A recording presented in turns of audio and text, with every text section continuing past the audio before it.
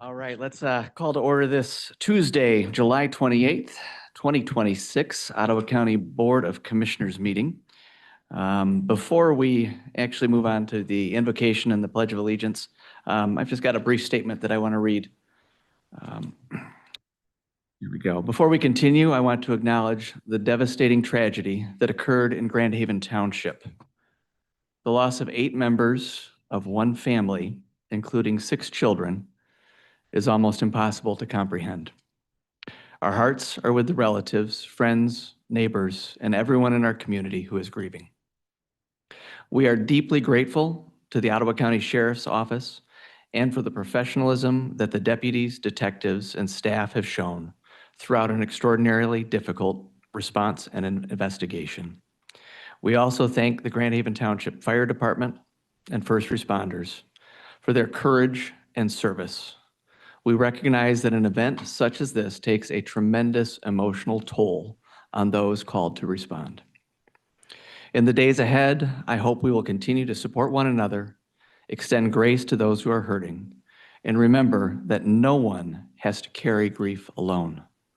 Ottawa County is a caring community, and this is a time to demonstrate that care through compassion, kindness, and support for everyone affected by this tragedy. If you or someone you know is in a mental health crisis, please call the Ottawa County CMH helpline at 866-512-4357 or call 988. You are not alone. And with that, this evening, Commissioner Barry is going to offer the invocation. Jim. I'll offer the invocation, and honestly, we didn't plan this, but let us pray. Lord, we ask that you will be present with us as we conduct the people's business here this evening.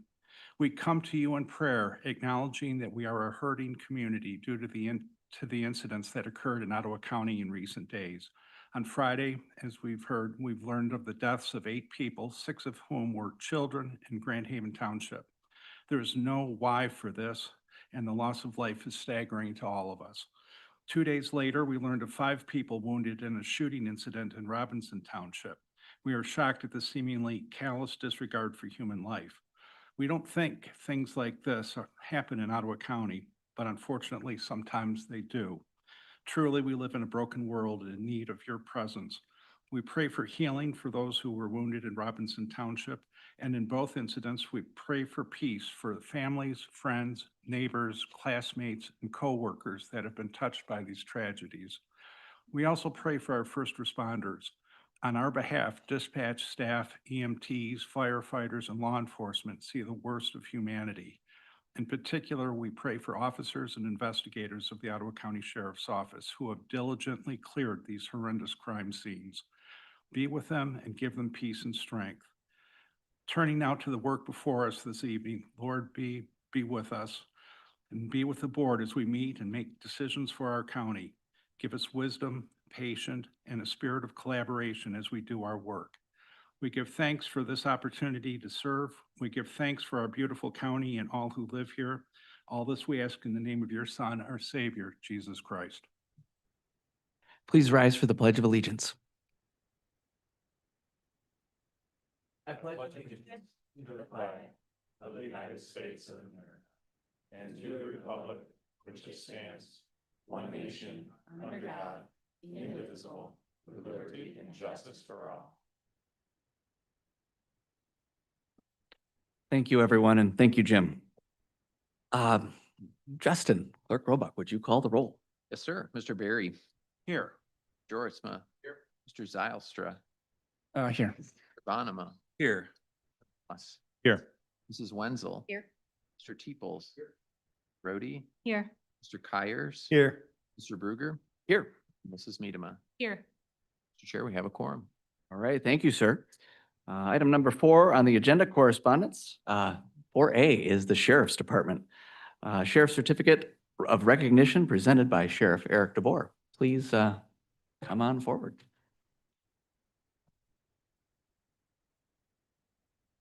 Good evening. As stated, it's been a heavy week. So we're going to take some time and acknowledge some good things. So tonight we have the pleasure of recognizing an individual whose awareness, quick thinking, and compassion exemplify the very best of public service. Hunter Norris, a seasonal supervisor with Ottawa County Parks and a United States Army veteran, went far beyond routine duty one afternoon when he noticed a vehicle parked unusually long at one of our parks. Trusting his instincts, Hunter decided to investigate. He found an individual in medical distress and immediately acted, calling 911, unlocking the gates, and guiding first responders directly to the scene. His calm response and sense of responsibility ensured help arrived quickly and may have well saved a life that day. Hunter's initiative reflects great credit upon himself, his department, and Ottawa County as a whole. For his quick actions, professionalism, and dedication to the safety of others, we are proud to present Hunter Norris with the Ottawa County Sheriff's Office Certificate of Recognition. Congratulations, Hunter, and thank you for your service to both your county and your community.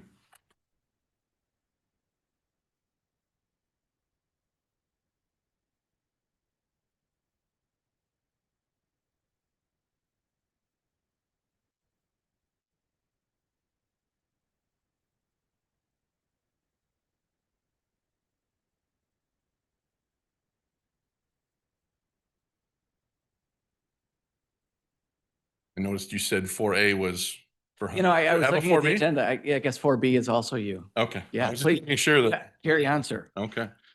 Well, tonight you might see a familiar face here in what we are maybe someday calling the Garza Life-Saving Award because she's been here quite so many times that we're actually joking about giving her own wall at her district headquarters. But tonight we gather to recognize her for her extraordinary act of courage and compassion. In the early morning hours of January 14th, Deputy Garza responded to a medical emergency at Honor Manor Senior Living Community.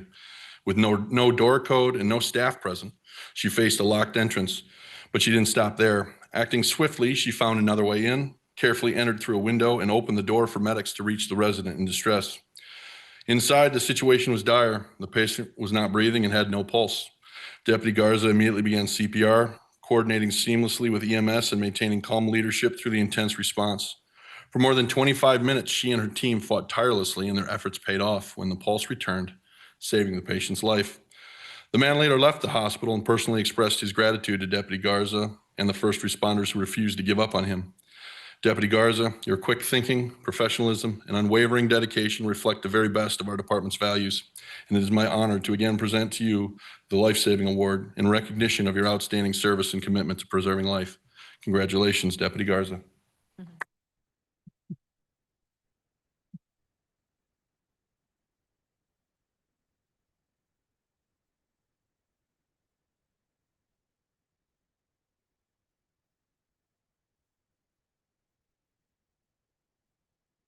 I again thank you for your support and allowing me this time in your meetings to celebrate some of our people. Thank you. Thank you, Sheriff. You have a phenomenal team. Item number C is me. So I am going to come up to the podium there and join Christopher Langholz from the Public Defender's Office for the Customer Service Award.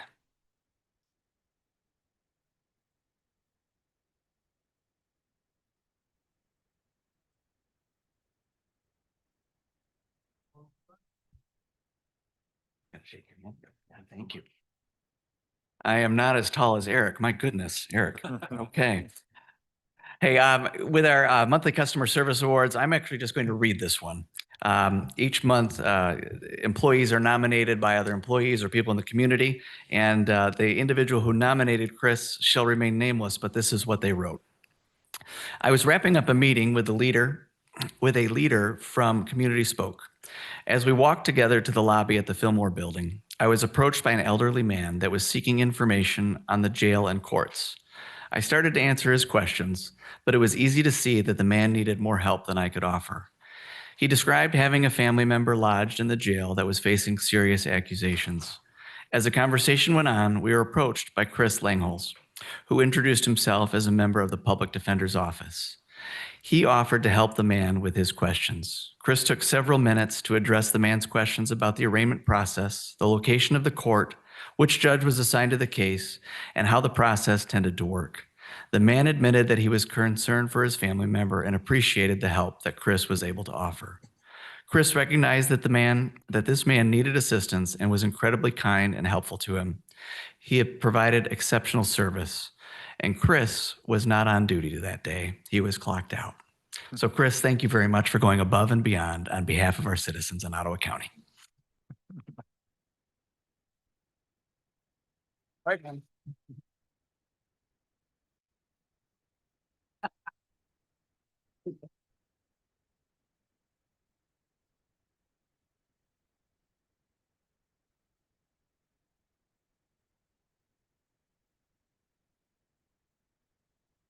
All right, yes, we needed some good news, so thank you, everyone. Bob, would you care to bring us some more good news from Lansing? Does that happen? It's always a matter of perspective, I guess, Mr. Chair, but I appreciate the opportunity to come here like I get to once a quarter and talk to you about what's happening in Lansing. Since I was here last time, the biggest news is the state passed the budget in early July, just a couple of days after the goal deadline of July 1. And it was a mostly flat budget everywhere around. The total budget numbers went up very slightly, but just because of inflationary pressures, other things, there were a number of cuts that had to be made kind of across the board. Thankfully, revenue sharing was spared. It wasn't increased like we always hope, but you'll see the same amount in revenue sharing as you did last year. Same thing goes for the additional public safety grants that were started in the last couple of years as well. Those were held flat. There were two budget priorities that we were pushing for in addition to our normal work on revenue sharing, things like that. One was election equipment. Unfortunately, the governor had proposed about $40 million there, and that was not funded in the compromise budget. In the end, there is an acknowledgement that it needs to happen. It is a state responsibility to provide this election equipment.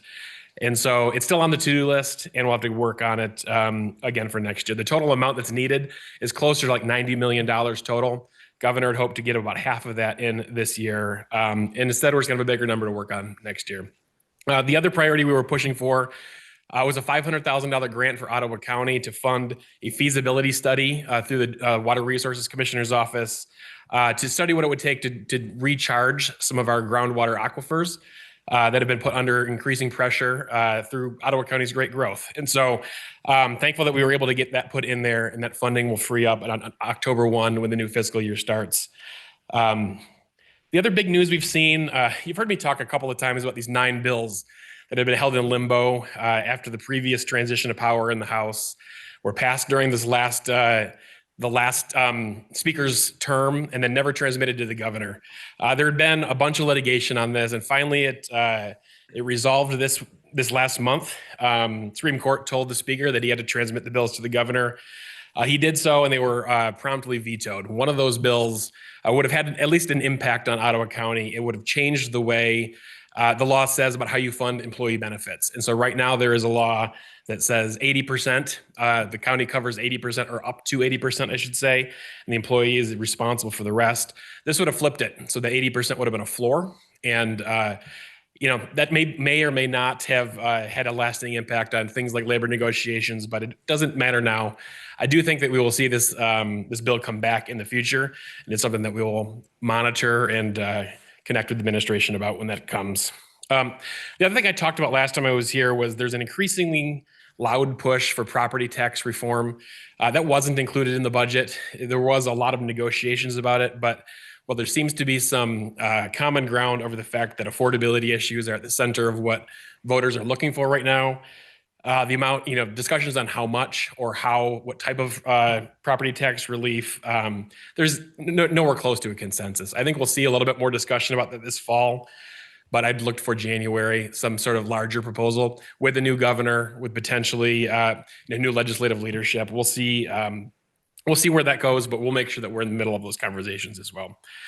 The legislature's on recess right now. Expect them to come back sometime shortly after Labor Day. They won't meet a lot before the election, but there will always be some sort of robust lame duck session this fall as well. So we'll have a little bit more time to talk about some of these fun things before we start a new year with a new governor and a couple of new legislators from Ottawa County as well. I'm happy to answer any questions. Bob, thank you very much. I think we've got a pretty full agenda tonight, so I'm just going to say thank you very much for advocating for Ottawa County in Lansing and bringing us word back. Good to see you guys. Yeah, we will reach out to you as needed. Wonderful. All right. Thank you, sir.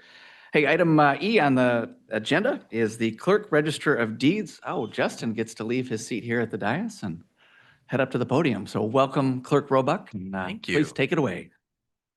Thank you. Thank you. I asked Brian for an accountability timer. He set it 9 minutes. And Oh, can I see that, Brian? It's tiny. I can't see. is it green and in the grass in the image? Well, you're going to have to get, oh, okay. All right. I'll watch for you. Okay. And go. Oh, there it is. There we go. right. Sorry, guys. Well, thank you. Thank you for the time to just present briefly on the annual report. Obviously, there's a lot of materials, a lot of detail in the packet, and happy to answer any questions. First and foremost, just kind of want to talk about how our work aligns, and I do think this matters when we are a diverse organization of many moving parts, elected officials and departments, but I think priority-wise, there are a lot of things that are very similar when it comes to the Board of Commissioners and our office. Our mission to help customers and encourage their trust in government, our commitments, transparency, collaboration, continuous improvement, responsible stewardship of resources. And I think that is ultimately something that we've felt strong support of the board in every aspect of those elements of what we do. And so we're really grateful for that. This is up here just as a consistent reminder to me that I work with 42 of the most amazing people. And I am so grateful for our team, just dedicated public servants who show up to do the right thing, to do a lot of hard work, to do diligent work. And I'm just very proud of the team that I work with. Frankly, incredibly grateful for every single department here in this county that supports us continually. I mean, everyone from facilities to HR to IT, so many aspects of what we do would not be possible without our county partners and collaborators. Something I think about a lot is every number. There's a lot of numbers. We do a lot of data. There's a lot of things that we collect and record and all that stuff. And I'm a nerd for that, but ultimately it all reflects people, and every number that we have reflects somebody that we serve. And so there's a lot of numbers. 75,000 ballots cast in a pretty small election year, 129,000 court records, a lot of property records, a lot of revenue collected, 16 adoptions last year, a lot of jurors called, a lot of CPLs. We do a lot of different things. But again, I think, what do we say, from birth to death, right? And a lot of things in between. So we affect a lot of people's lives. And I think that's something that we're conscious of and constantly talking about with our team. A big part of our culture in the county clerk and register of deeds office is living those values out in material ways. And so for over a decade now, we have spent time every year picking at least a couple of charitable organizations that we really try to tangibly be involved with and support. So this year we did the American Red Cross and the Gateway Mission. And our team has, for a number of years now, participated in Community Action Day, which is a cool opportunity just to connect physically with our community and be there to support the things that we care about. I just wanted to take a couple of minutes to talk about technology and the change in how we are seeing things, how that affects our office and how that's providing customer service differently. This is just a vital records, it's a couple of vital records statistics. A lot of information is found online and a lot of orders come in online. So we're looking at 100% of our marriage license applications, over 50% of marriage and birth records, and almost 100% of death records as well can be done online. Our free online search, which is basically a program which you can sit at home in the comfort of your home and search our entire property record database and then purchase any documents that you need to purchase. We've seen a pretty substantial increase in the amount of revenue from that. But also this is something that, a decade ago, someone would have had to come into the office and sit down in a chair and kind of review. And so technology is making things better. On the e-recording side for land records, we're at 81% of those documents being recorded online. And that's a positive thing, I think, in a number of ways. It's quicker, it's more efficient, as well as more secure for our customers. For the little over 6,000 documents that we receive in paper form, we are actually electronically sending those back. And that results in a pretty substantial savings every year of our postage documents. We have to, record those officially in our database, and then we send the original back to the consumer. But doing that electronically has saved a significant amount of money as well. So a lot of changes in there. When I look at goals accomplished, property fraud alerts, we really focused on expanding public awareness of our property fraud alert system and really wanted to emphasize the need to engage in that. And we've increased that by 174% last year. We have a little over 14,000 people on the property fraud alert system. If you have not signed up, I would encourage you to do that. It's definitely free and easy. Focused a lot on team development. Again, very grateful for our human resources department, but we were able to really dive deep into what we call vital behaviors. So we have 7 values that we talk about very consistently. But I would say it's important to know, like, how do you act out those values? What does that actually mean to say we're accountable? We value people. These sound really nice. But on day one, when you arrive in our office as a new employee, we want to know, how does that look and how is that lived? And so that was a really great exercise that we continue to use with our entire staff, observable vital behaviors. Election results website upgrade. How am I doing, Brian? 6 minutes. Okay. 6 minutes in. The election website looks great. I would just a little heads up on this election coming up, as I was looking at it today. The website is huge because there's so many candidates. We have a lot on the ballot. So if you're looking at the website, there's a lot to scroll through. Every candidate in every office has a little star by it. And if you click that star, it will favorite that office, that candidate, that party, because there's 2 parties. So you have to scroll through all the one party to get to another party. So if you click that little star, it'll direct you right back to your favorite section of the website. And you can, I don't know if anybody else nerds out on election results, but I do. Worked with Strategic Impact last year on strengthening our workforce retention. That's a really important element of what we are doing and what we are seeing. We want to see lasting impact when it comes to the people that we hire. We want to retain those people.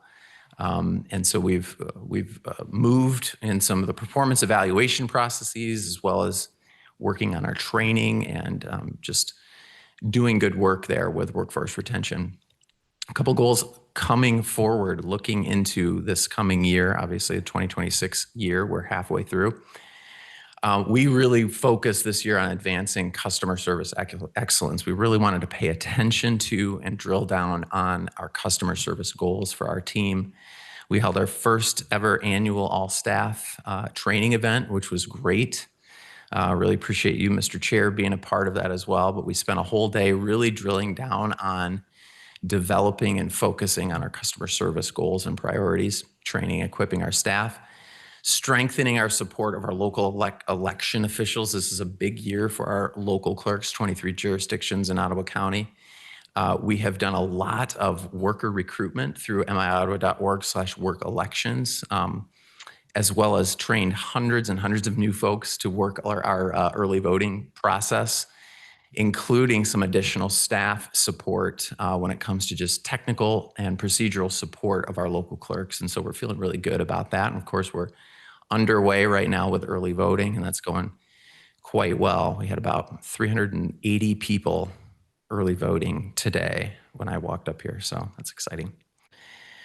Implementation of Notary Fraud Alert, which is a similar service to Property Fraud Alert, but specific to notary. So if you've notarized a document and it shows up in our land records office, we want to notify you of that so that you're aware. And there's a couple of different mechanisms that we can do that, just as another stopgap measure in ensuring that we have that we're protecting the records of our customers. Team development, I'm done. Team development is very important. Thank you. Wow, that was impressive. Team development I can talk all day about, Yeah. but happy to answer any I questions. do believe we have time for questions, Justin. Thank you very much. Anybody, anything for Justin? Jim? Yeah. Just have a comment. Justin, I just want to thank you and congratulate you for the property fraud alert program. That is a real thing. I would urge anyone Yeah. who owns a home to sign up for that. And I know this works because a couple of years ago, I was getting a home equity line of credit, and all of a sudden I got a notification from the bank that somebody just tapped the deed on your property.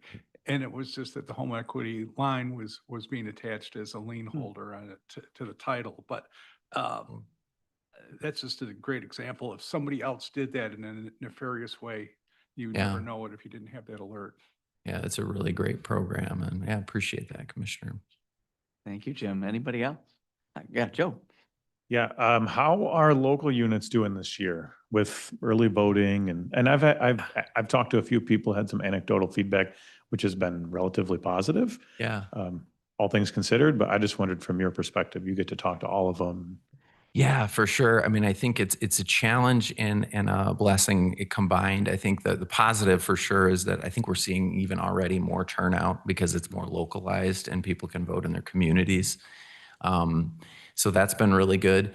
I think one of the challenges, of course, it is we put more on our local clerks this year, and I definitely recognize that and want to acknowledge that. It was a tough decision to make, but ultimately I think the right call was to put the election process in the hands of the people who are doing it all the time for elections. So it has been going really smoothly, really a positive overall experience for voters. We're hearing really good feedback. I think our clerks deserve a really good rest after this cycle is over, but we're getting through it, and I think it's been a good call overall.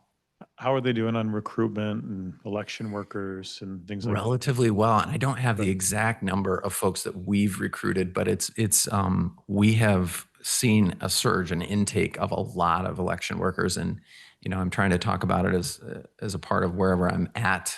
I think it's a great way to serve. It's an easy and simple sign up process, and you're doing really important work, and you also get paid a little bit of money for it. And so it's encouraging, we're encouraging younger folks to do it.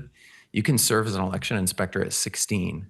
And it's a cool way to learn the process. If you've got an AP government class or, somebody wanting to kind of see what this looks like. So recruitment's going well. And I think we're headed in a good place heading into November. So Great. Thank you, Joe. Justin, we got to wrap it up, but I just want to say thank you. A couple statistics that you threw up there: around 2,000 births and 16 adoptions, and that just makes me smile. So thank you Good very stuff. much for that good stuff. And yeah, Appreciate it, thank you guys. for your time, man. yeah, thank you. I'll be right over here if you need. Sounds good. All right, Water Resources Commissioner Joe Bush, welcome to the stage. The Well, floor is thanks, yours. Mr. Chair.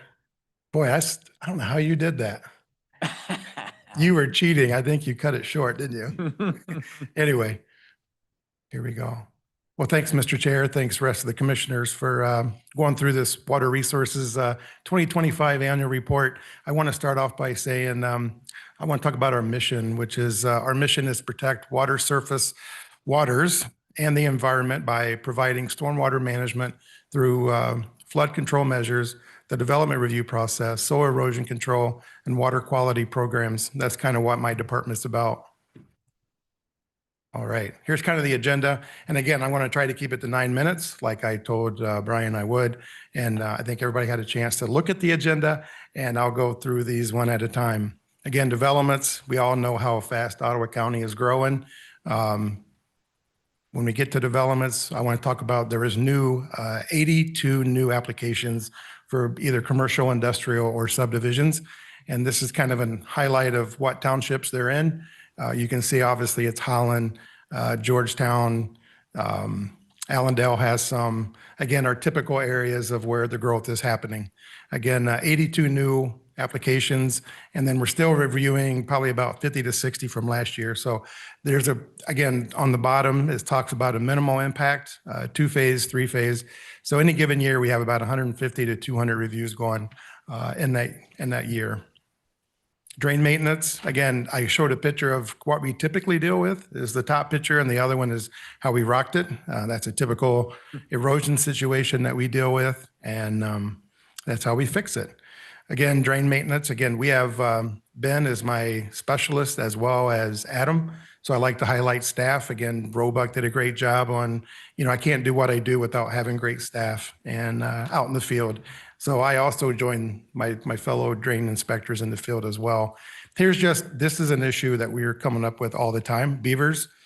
This is a blocked culvert, as you can see. And again, we cleaned it out, just kind of before and after pictures. A lot of the calls that we get, we had 314 requests for drain cleanouts last year in 25. This year alone with the flooding in March surpassed that 314. So just give you an idea, drain obstructions, log jams, clogged pipes with roots, beaver dams. I just got a call from one of the parks people today about a beaver very active in Hemlock Crossings over by the railroad bridge. So if you want to go see him, he's very active. He's cutting down some big trees. Again, groundwater, we get a lot of calls on groundwater issues, stormwater infrastructure. So this is another before and after. This is a common, if we get a dry pond or a dry lake somewhere, the outlets fall off, becomes a safety issue and erosion and doesn't really help the water quality as well. So that's kind of a fix we did.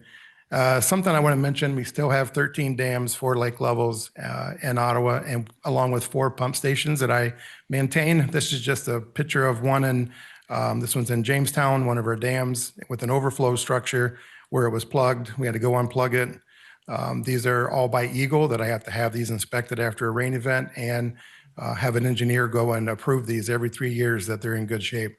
And that's all mandated by Eagle. Spray program, last year we did 10 miles. This is right in Holland Township, right off 120th. Those are side-by-side pictures. You couldn't even see the drain. We went in.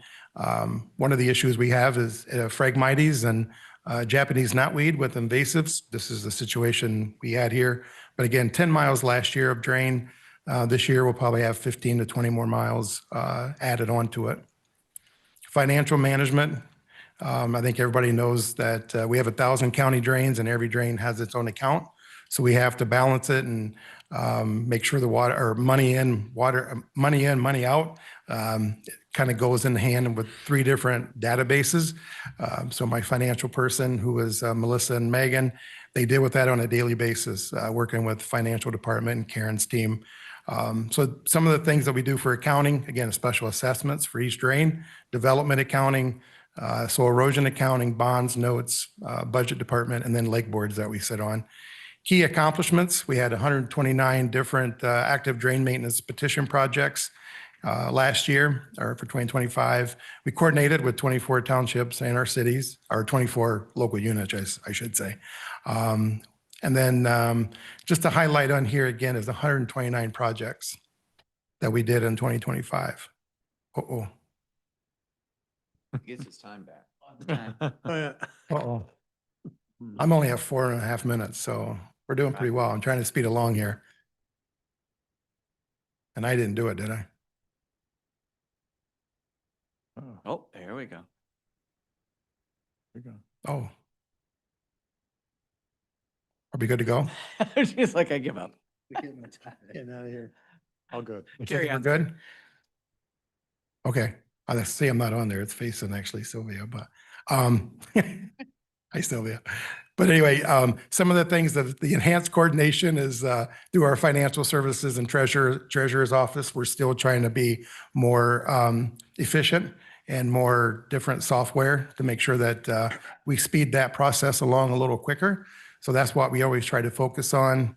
And it's not, Oh, not good. Brian, now it's locked. Boy, Uh-oh. advantage, Justin. Lake boards. Yeah. Josh and I both sit on Spring Lake and Lloyd's Bayou Lake Board. That was established in '97. We just did a major project on there with an alum treatment. So we're always trying to, with the whole lake board, there's been a lot of new people, but we're always trying to improve that lake quality in Spring Lake and Lloyd's. And then again, I worked with over 20 different SAD districts or HOAs, call them what you want, but special assessment districts with different water issues in Ottawa County in 2025. Oh, GIS, this is our best friend. We live on GIS. So our GIS technician is Dustin. This map alone is Georgetown. So if you can see all those blue lines, that is every drain that we have responsibility of. And this is just in Georgetown. So I wanted to highlight that there's a lot of infrastructure in there.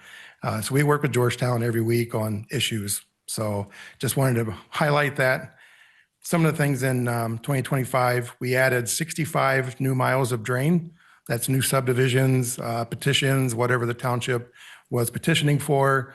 We had 1,309 new catch basins we added, 380 manholes, 238 new easements, and 195 new detention retention ponds. That is in GIS now. So again, GIS is our lifeline. MS4, this is again mandated by the state. Everything I'm talking about is mandated. So it's not like we do it voluntarily. These are mandated programs that we have to do, and we get audited on them, and we always have great audits. Just to give you an idea, Evan is my MS4 analyst. Just in 2025, he had 3,641 catch basins inspected in 164 drain districts, and 1,401 of those catch basins cleaned in 2025 and re-inspected. So gives you an idea of how much material were removed. 1 million pounds of sediment was removed from 1,400 of those catch basins. So that gives you an idea of the material we're taking out for water quality, because that'll end up in our streams and waterways and Lake Mac or Lake Michigan at some point. Again, ponds, we had 312 total. We inspected 100. I'm like, 100? Did you just make that number up? And he said no. So he actually did 100. And then 30 were identified for maintenance and scheduled in 2026. So again, we always go out and look out for illicit discharges. And I got to speed up here a little bit because I'm going to be out of time. So we have 712 total outfalls, and we had 4 illicit discharges out of we did 50 inspections. And we had 4 illicit discharges, nothing major. But we took care of those and reported it. Again, outreach, this is something that I really preach on, because I want to make sure that being the countywide elected official, I'm in the face of people around the whole county. We did drain cleanups. We had 43 volunteers with 11 yards of trash and 2 miles of drain. So I just wanted to highlight that we did an EnviroScape program in the schools, the water festival that we work with ODC on, and then the water quality forum that several of you were there last year. I'm having it again this year, October 23, I believe it is. But we had 300 plus people there last year, and I think we'll have close to 400, at least that many this year. Lake and Streams Conference, and then drain code bills, and I'll talk about that in a second. But I want to make sure people know that I took these pictures because one of them is me and Lansing always fighting for residents in Ottawa County or Eagle or whatever we're up against. And so I want to make sure that if there's bills that are presented, we want to make sure we go and give testimony on behalf of Ottawa County. That's what I'm elected to do, and I do that. One is the Water Quality Forum on the top right. Again, it was packed in there. I did the Lakes and Stream Conference with the ODC, the Conservation District, that is. And then we did a presentation. I did a presentation at Hope College. And again, there's the Water Festival. So I wanted to highlight those. I take pride in these Saturday morning events. Rush Creek, we did a drain cleanup last year, and we had a great amount of volunteers, and here we are in the creek. We picked up a lot of garbage in that one. And then we did drain number 40, and these are another different group of folks and volunteers, but I love doing this, and I love the volunteers that come out and help us clean up waterways. Soil erosion, and I'll go through quickly because I'm like way over. So Justin just won. So we had a bet. So soil erosion is very critical in this, and again, mandated by the state, but it's very critical in our department. We had 486 new permits in 25, and we have 847 ongoing permits in 25. So petition projects, we had, these are the ones that you guys saw in your packet. These are ones we did in 2025, and then we currently have 28 petition projects going right now, and we have townships wanting to petition even some more. So that's how they get those petitions started. Georgetown just did 3 more recently of doing more work because of failing infrastructure. Apportionment reviews, that's when we go and look at a drain district and review it because of the growth in Ottawa County. Some of these drain districts are outdated. So we had 35 reviews in 2025 just because of all the growth in the land splits. We want to make sure if people are paying an assessment for a drain project, it's the right people going and the water's going the right way. Some of these are older from like the 70s, the 80s. So we update those periodically. Board involvements, again, I won't go into it, but we're very involved. And I think that's important. As me, as a countywide elected, I'm accountable. and accessible to the residents of Ottawa County. One of the things we did was move into MSU Extension, so that's all been done. And then the other one is we do the quarterly newsletters. I think they all went out today, so you should see that in your inboxes. We try to do that every quarter just to keep up the information, education, let you know what we're doing out there. And then contractor services, here's who we work with for engineering firms, environmental partners, excavating companies, legal counsel, bonds and notes, Dickinson and Wright. You guys know those folks very well because that's who does for the county itself, but that's who we work with. And then I can't do it all without municipal partners. All these people are, I'm in communication constantly. If we have projects, sometimes on the northern end in Allison's area, they don't get as much request or work because the growth isn't up in the Chester Wright area, but we do stay in contact when there's issues. We go and take care of them, especially on drain cleanouts. And then here's our partner groups. Again, this is what makes us be who we are, is working together with all these firms and companies and organizations to make us do what we do. And I'm happy to take any questions. Thank Sorry, you, Joe. I know it's a No, lot of information. I didn't even it's- play the videos. Of some You know, stuff, that's but great. it's good. I laughed that it's been a pleasure to get to know you over these last couple of years, your heart and passion for Ottawa County and clean water. But you did not have a chance of winning that bet with Justin Roebuck. Hey, there was I didn't even get to share some of No, the other you got it. stuff, but I wanted to highlight it, and you guys had the packet, so Yeah. you guys know how passionate I am about water quality. It was good to see Becky Patrick at the injection well the other night, and it's good to see people standing up for what they believe in, especially when it comes to water, our most precious resource. So happy Thank to you, take Joe. any questions. If we have further questions, we'll send you an email or reach out to you one-on-one. Oh, sorry, Sylvia, do you got I a do. quick one? Okay. Yep. Hopefully it's quick. Yeah. So I just have a question about your spray program. Yep. So you spray 10 miles, you're looking at doing 15 or more this next year. I'm just wondering, what are you guys looking for in the safety profile of what you're spraying? Do you have standards that you have to stay within? Absolutely. Yeah, we have to get permitting with, and then we do a lot of it with the Conservation District because they're already certified in all the sprays.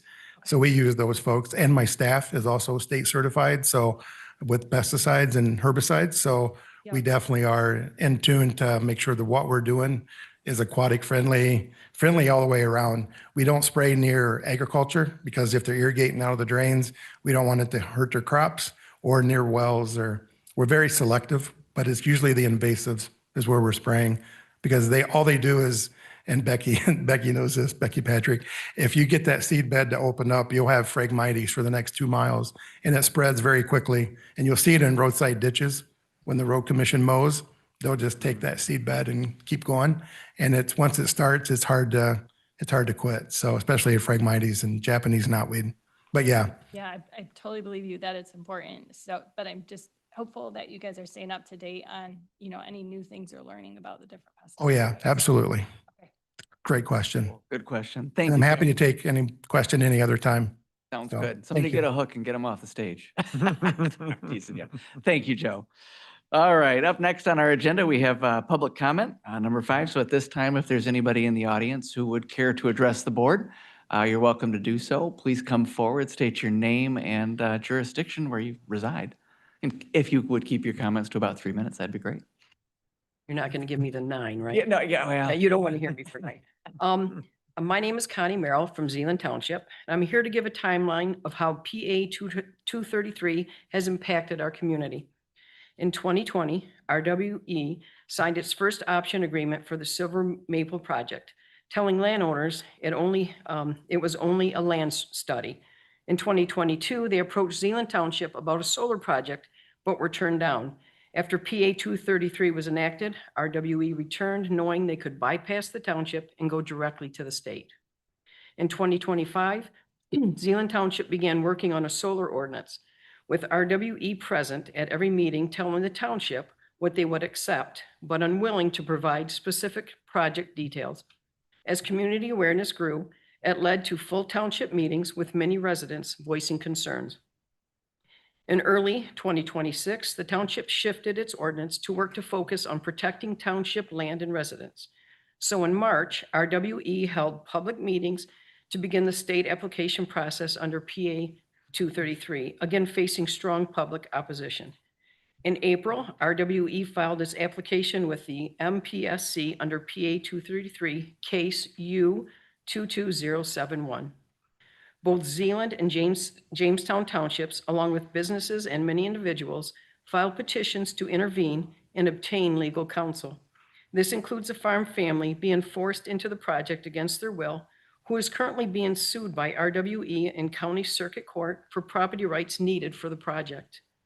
Originally, Ottawa County was not invited to intervene, but a Michigan Court of Appeals ruling in a statewide case against MPSC held that counties must be included as affected local units and must be offered the right to intervene. On June 18th, the effects of that ruling took hold, and RWE sent notice to Ottawa County RWE, also asked the MPSC to pause the application process while it evaluated how to respond. The MPSC granted the pause, and the case is now suspended, but still pending. The attorney for the family farm filed a motion to dismiss the application due to the failure to include the county, but that motion cannot be heard until the suspension is lifted. On July 7th, Zealand Township filed a county circuit court complaint against RWE challenging PA 233 for stripping away local control. There are now multiple filings at both county and state levels, all centered on one issue, local control. Now we are waiting to see if RWE withdraws their application and starts over, or if they lift the suspension, allowing the motion to dismiss to be considered. Either way, I'm asking Ottawa County leaders to consider the intervener invitation in the current case or any future submission. Please take action to stand with us, protecting our farmland, our community, and local control. Thank you. Boy, you nailed that. Nice job. Thank you very much. Is there anyone else? Please come on forward.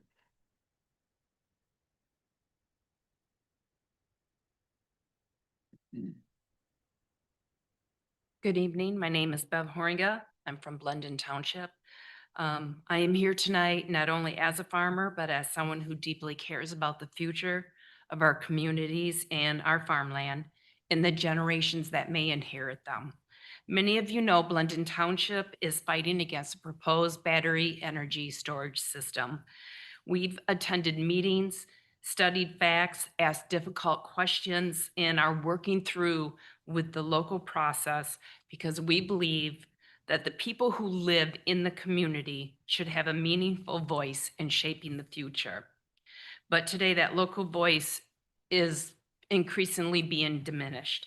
Under Michigan's new siting law, PA 233, projects can be taken to the MPSC, where decisions affecting local communities may ultimately be made by people 100 miles away. Now, whether someone supports or opposes a particular project, I think we can all agree on one principle, that the people on the land should not lose their seat at the table. That is why I'm encouraging you to become interveners in the proposed Zealand and Jamestown Township solar projects before the MPSC. As an intervener, more than one person can submit a comment. You can give opportunity to participate in the process, present evidence, and ask questions, and ensure that your community concerns become part of the official record. Now, even if you don't believe that this particular project will affect you personally, the outcome could influence the future projects that are handled throughout Ottawa County. Now, today is a solar project. Tomorrow, it could be our best project. It could be a data center or any other large industrial energy development. But these precedences are being established now, will shape the future generation that will be inherited. And as farmers, we understand stewardship. We simply don't care just for the land for ourselves. We care for it for our children and our grandchildren. The same is true about the community. Once productive farmland is converted or local authority is lost, those decisions can last for decades. This isn't about opposing progress. It's about making sure progress includes the people who actually live here. Local governments understand their roads, their water, their emergency services, their farmland, and their neighbors better than any district agency ever could. A one-size-fits-all approach cannot account for the unique character and needs of every township in Michigan. So tonight, I ask that you stand together with us and fight against what is coming to this county. Because Thank you, ma'am. protecting our farmland is protecting our communities, protecting our local self-government. And it isn't just about today. It's about leaving something worth passing on to our next generation. Thank you, ma'am. Yep. Excellent. Is there anyone else in the audience? Come on up and state your name and your jurisdiction, and keep your comments to about 3 minutes, please. Hi, I'm Brad Deward from Zealand Township. I've watched the proposed Silver Maple Solar Project try to take shape in my township, only to have it bypass local control entirely and be turned over to the state regulatory body under PA 233. And even though the state application is currently suspended by the developer, RWE, it is still pending and could reactivate at any time, so the impacts and risks have not gone away. This proposed project is 1,914 acres. That is the size of the entire city of Zeeland. It is also 40% of the size of the city of Grand Haven. Imagine the state government taking control over what happens in an entire city or nearly half of a city. That is the scale of this project, and it is what PA 233 allows when local authority is pushed aside. Local control and decision-making have been the foundation of how Michigan governs land use. When decisions shift to Lansing, the voices closest to the impacts are pushed farther away from the process. It replaces local knowledge with distinct judgment. Decisions end up being made by people who don't live here and don't carry the responsibility our local leaders carry every day. People all across Michigan are watching what happens with this project and with PA 233. Ottawa County has been a statewide leader on this issue by taking proactive steps in providing PA 233 training to local municipalities. Now, with the Michigan Court of Appeals determining that the county is an affected local unit and that has the right to intervene, people will be looking to see whether Ottawa County takes action just as other counties already have done. The developer has formally invited you to intervene, giving you a direct opportunity to take a proactive step to protect the county's legal interest and ensure the county's concern are testified to under oath and part of the state record. You are out in our community every day. An intervention simply gives you the ability to help keep decision-making local. This is not about asking the county to take a stand for or against a specific project. It's about making sure the county has a seat at the table to work as part of a team alongside our township government. Please discuss the option to intervene.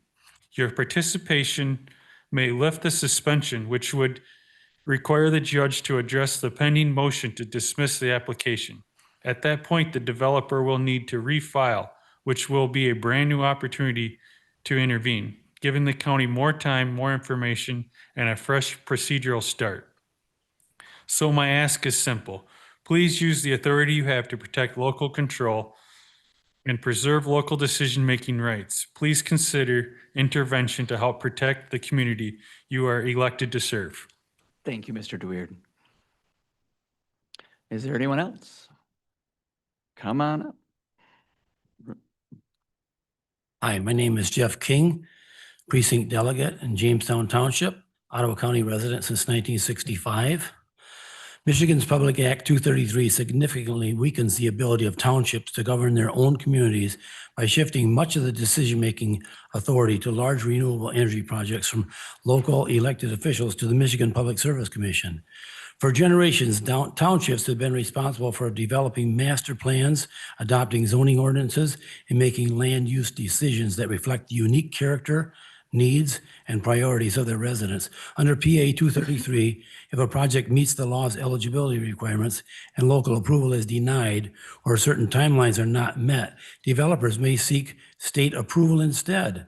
Many township officials and residents argue this reduces the value of local planning, diminishes the authority of elected township boards and planning commissions, and makes it more difficult for communities to shape their own future.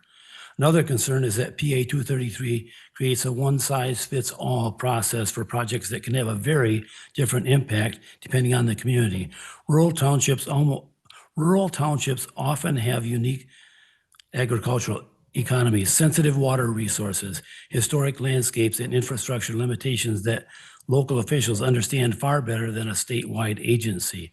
Residents worry that decisions made at the state level may not fully reflect local concerns about farmland preservation, emergency services, road maintenance, drainage, and property values, or the long-term character of their community. Supporters of local control believe those who live in and are elected by the community are in the best position to balance private property rights, economic development, and the public interest, rather than relying on a centralized process that may not adequately account for local circumstances. Thank you for your time. Thank you, Mr. King.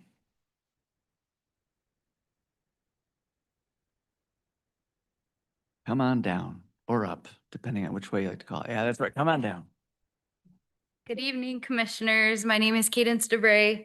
I'm from downtown Zeeland, but I also own property in Jamestown Township.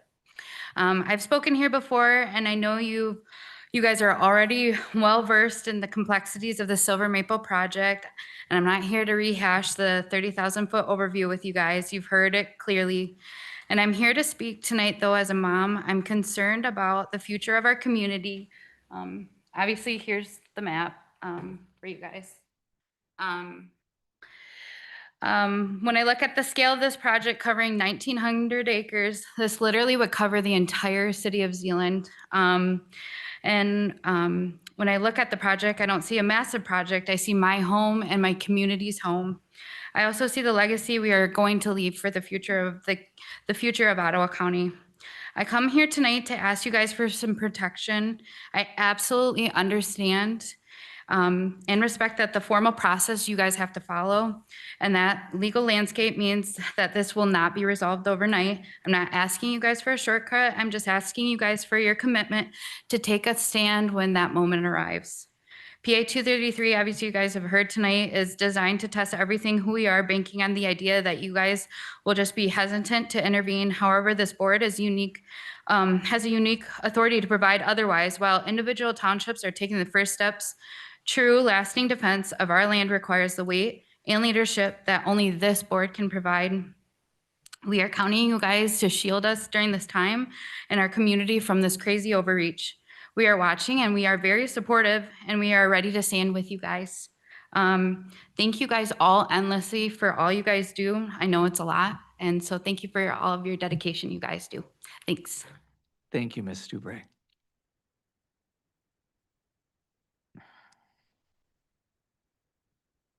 Hello, everybody. I'm Christy Meppelink from Zeeland Township. The Michigan Court of Appeals has confirmed that Ottawa County is an affected local unit. Under PA 233, given the county the statutory right to intervene in the Silver Maple Solar application, intervention does not signal support or opposition. It's a procedural action that gives the county access to discovery and testimony under oath, the ability to challenge the developer's claims, add conditions, and retain appeal rights. Under PA 233, these rights are use it or lose it. Without intervention, the county forfeits them. Intervention does not change the fact that developers must still obtain county road, drain, and engineering permits after obtaining the siting certificate from the state. What it does is change the timing. Developers routinely delay engineering to avoid early costs, retain control, and compress the county's review window. When the county intervenes, it retains control. Engineering issues surface early, which expose deficiencies, allowing the county to request binding certificate conditions that cannot be removed later during permitting. It's important to note that the developer did not follow the statutory sequence required by PA 233. The law requires notice to all affected local units before an application is filed. The application for Silver Maple was filed in April, but Ottawa County did not receive notice until June 18 after the Court of Appeals ruling.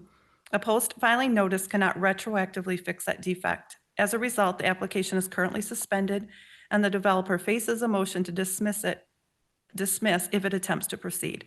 If dismissed, the application would likely need to be withdrawn and resubmitted, giving the county additional time to evaluate future filings and consider its role. The full Zeeland Township Board of Trustees passed a resolution affirming local control over planning and zoning and issued a unanimous letter encouraging the county to intervene to protect local decision-making and ensure resident voices are heard. I have a copy here for your records.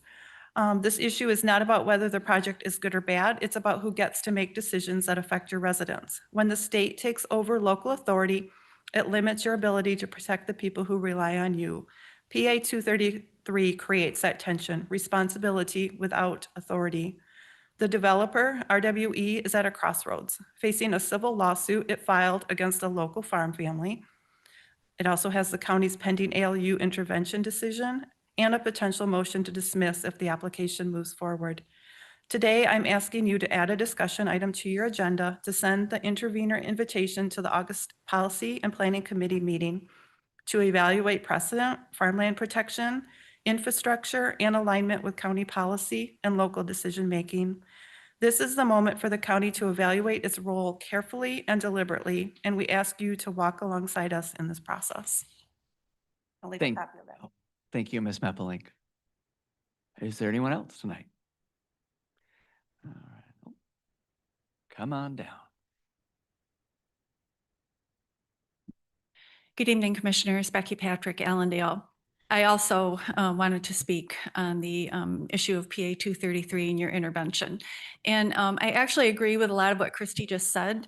And the reason I'm here, standing here before you tonight is, I'll just be really frank, I was afraid you were going to stick this on your agenda tonight and act on it. And why that concerned me is that, as Christy just outlined, there are a number of issues that might be something that a body would entertain as it chooses to intervene or not in a case like this. They are all issues of public policy. They all affect many people in different ways. And so I guess the main reason I'm standing here in front of you is to urge you to not do something tonight. Whatever you do, if you do it, I think, and I hope, needs to be in a public packet in advance with the issue clearly outlined so that we, the public, can see exactly what it is you might be acting on and why. I'm not necessarily opposed to your intervention, but I am opposed to an intervention done in haste and without public knowledge ahead of time. The other thing that occurred to me is that you are going to have to state a reason when you intervene. You can't just say, I intervene. You have to say, these are my concerns. Here's the relief I would like to see. And just speaking very frankly, and again, I'm not trying to offend anybody, but local control, I don't believe is going to be something that's within the purview of the Michigan Public Service Commission to act on. They have to act on the statute as it is. So you're going to need to spend some time with this if you choose to intervene, and I would urge you to do that and put it in a packet if you choose to do so. Thank you for your time. Thank you, Ms. Patrick. Anyone else here? Brian, anybody online? Oh, we've got two. All right.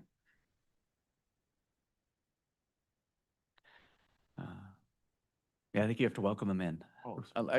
Or Justin, you guys can. So first up is Michael Curris. Is it Michael? Michael, you are live. Carry on, sir. I'm Michael Curris. I reside in Spring Lake Township. I want to do two things. One, I want to lend my voice to what was just said by Becky, Jeff, Christine, and the others. I think the board needs to seriously consider whether or not to intervene on the Silver Maple project. And I think the right way to do that, as Chris and Becky both suggested, is through the committee process and then the full board if appropriate. The other thing I wanted to mention is I really appreciate the presentations from the clerk, Justin, and the water commissioner, Joe Bush. Their presentations only scratched the surface on all the hard work that their departments do for the county. I know firsthand that they do a wonderful job. Their departments do a wonderful job for the county. And because it's such a good job that they do, it's usually invisible. People don't get credit for problems that never arise. Usually credit goes to people who solve problems, and very little credit goes to those who prevent problems. And both Justin's department and Joe's department need to be recognized for all the problems they prevent happening. Thank you.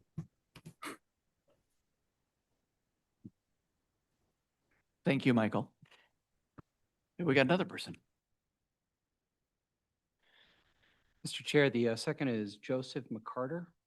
All right, Mr. McCarter, the floor is yours, or the mic is yours.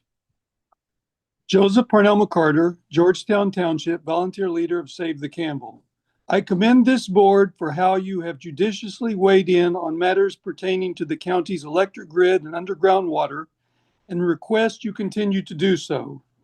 This past week, there was a public hearing on the Campbell wastewater plan you had requested. Now I recommend the board take the additional step of requesting the EPA strongly consider treatment of the Campbell wastewater for industrial reuse rather than injection underground. As a matter of general policy, we should seek to treat and reuse waste, including this wastewater, rather than burying it as is and hoping for the best. I would especially suggest investigation that a significant portion of the wastewater be treated for use in both the co-located data center's cooling system, plus perhaps other ones. Data centers in Arizona and Virginia use reclaimed municipal wastewater, so there is precedence for using wastewater in data centers.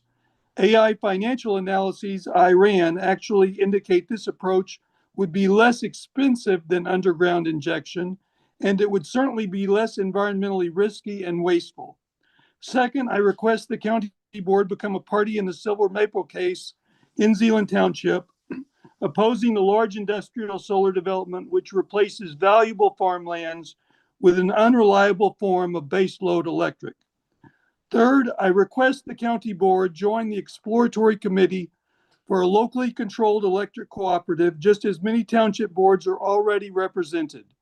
This is our best opportunity to pursue more local control of our electric grid, given the newly formed Office of Energy Dominance Financing under the Federal Department of Energy. To pursue this successfully, we need to display the same level of public support for this as was displayed in the request to delay the Campbell closure. A locally elected electric cooperative board for those parts of Ottawa County currently under Consumers Energy control would not preclude using Consumers Energy to help service our grid, but introduces alternative possibilities where now there is only monopoly. At the end of the day, this effort will amount to giving county voters the opportunity to decide whether we want our electric grid controlled by a locally elected electric cooperative board or consumers energy executives under MPSC control. We will be living with what happens with our area electric grid and water, so it behooves us to pursue more local control. Cities in Ottawa County have already demonstrated how well local control over electric works. Thank you for your service and thank you for considering these requests. Thank you, Mr. McCarter. Are we all set online? All right, thank you very much. Okay, we will move on to item number 6 on our agenda, which is the approval of the agenda. Would anyone care to make a motion to approve the agenda? So moved. Support. A motion and support. Any discussion? All in favor, say aye. Aye. Opposed? All right, motion carries. Item number 7, the consent resolutions. The suggested motion is to approve the consent resolutions as presented. So moved. Support. Moved by Kyers, supported by Moss. Any discussion? Oh, Mr. Moss. We pull L, please. Item L. All right. Item L will be pulled from the consent agenda and moved to the action requests as, I believe we'll just put that in there as the new number A. How about that? L. And then shift everyone down. Gordon, does that work for you? Sure thing. All right. You made a face of some sort. I don't know. It was just a poker move. No face? All right. You got a nice face. Move on. All right. Anything else on the consent? Okay, let's do a roll call on the consent agenda, if you would, Justin. Sounds good, Mr. Chair. Mr. Moss. Yes. Mr. Kyers. Yes. Barry. Yes. Mr. Bonema. Yes. Mrs. Rhodey. Yes. Baustra. Yes. Mrs. Wenzel. Yes. Mrs. Medema. Yes. Mr. Georgezma. Yes. Mr. Teeples. Yes. And Mr. Bruger. Yes. Motion passes. Well played, sir. All right, moving on to action items. We on to that. Thank you. All right, so item L, which was from the consent agenda, Kent, Ottawa, Muskegon Foreign Trade Zone. The suggested motion is to approve the update enabling agreement with the Kent, Ottawa, Muskegon Foreign Trade Zone Authority. Would anyone care to make that motion? So moved. Support. Moved by Commissioner Georgezma and seconded by Commissioner Barry. And discussion. Joe, we might as well start with you. You, Sure, absolutely. Yep. I know this was forwarded from committee. I guess I'd just like to say, in general, I oppose this change. I'd not like to see Grand Valley receive voting, privileges for this group. They've been a part of it. They have a voice there. They have for many years, but they have not been a voting member. Grand Valley State as an institution is fairly captured. It is fairly liberal leaning, very left leaning. I've done a lot of work on the campus. I've spoken to the students directly. They've come and talked to me and other commissioners and explained the oppressive environment that they're under, that they're not, it is very frowned upon for them to speak their beliefs when they're in class. I've seen that the leadership of Grand Valley continues to push things like DEI and other agendas. So I'd like to retain the current status quo of what this is. And as they're continuing to participate, let them have a voice, but leave the actual voting to the governmental bodies. all right. Thank you, Commissioner Moss. Anyone else? I'd like to comment on it. I sit on the foreign trade zone. I'm supporting this because I don't see none of these characters that Joe talk about being forced on the foreign trade zone committee at all. It'll still have operating vote by the three counties, Kent, Ottawa, and Muskegon. They do put a ton of money into it, which I think we should be very grateful for. I mean, it's a lot of money that we don't have to put in counties. The money that they have created with these foreign trade zones is phenomenal. So I'm supportive of them having a voice on there. So that's my opinion. Okay. All right, anyone else? Commissioner Rhodey. Yes, so I agree with Commissioner Moss on this.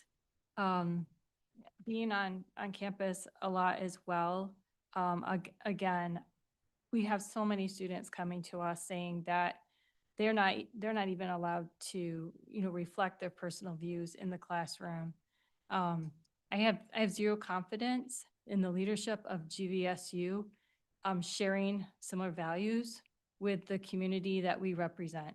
And so, we're looking at, giving non-elected officials an equal vote with elected officials who represent our people. And, based on the inconsistencies that I hear from the students on campus, with that worldview being so very different from the communities that we represent, I don't agree with them having an equal vote as elected officials. Thank you, Commissioner Rhodey. Anyone else? Commissioner Minema. So I do also agree with the pulling off of this to discuss this further. I was a no vote at the Planning and Policy Committee. And for me, my perspective is regardless of what university it would be, I believe that we should be just retaining the seats of elected officials that serve on that. That is, I guess, my understanding of the best practice is we have a better accountability of the individuals that are on there. And so, again, yes, I would like to go back to status quo, how it's been for years. This is a brand new proposed change to give voting rights to people affiliated from Grand Valley that are non-elected. All right, thank you, Commissioner. Anyone else? Mr. Teeples. I'll be supporting this motion. I think Grand Valley has been a tremendous citizen to West Michigan. We've seen it, and this is an economic issue, not a social issue that affects our entire region. This to me makes great sense, and it's a proven partner. So I'll be supporting this motion. Thank you, Commissioner Teeples. Anyone else? Commissioner Barry? Just for the benefit of the group, the in committee, we had presentation from a representative from Grand Valley who is, I believe she's the director of the trade zone. And she pointed out not just significant financial contribution to it, but $500,000 worth of contribution to it, which is allows us to even exist, which I don't see other sources for that sort of thing. But and the three seats that they're given, one is an ex officio seat, non-voting, and the two they distribute out to private sector people. One of them in this case is Ottawa Door Light. I don't know if anybody else remembers Larry Mulder. Not exactly a flaming liberal by any means at all.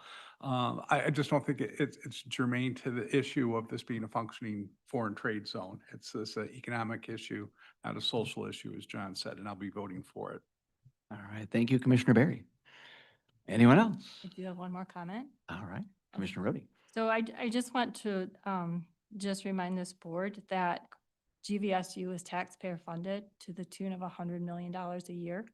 And so when they're contributing, financially towards this, they're actually using taxpayer dollars to make that contribution.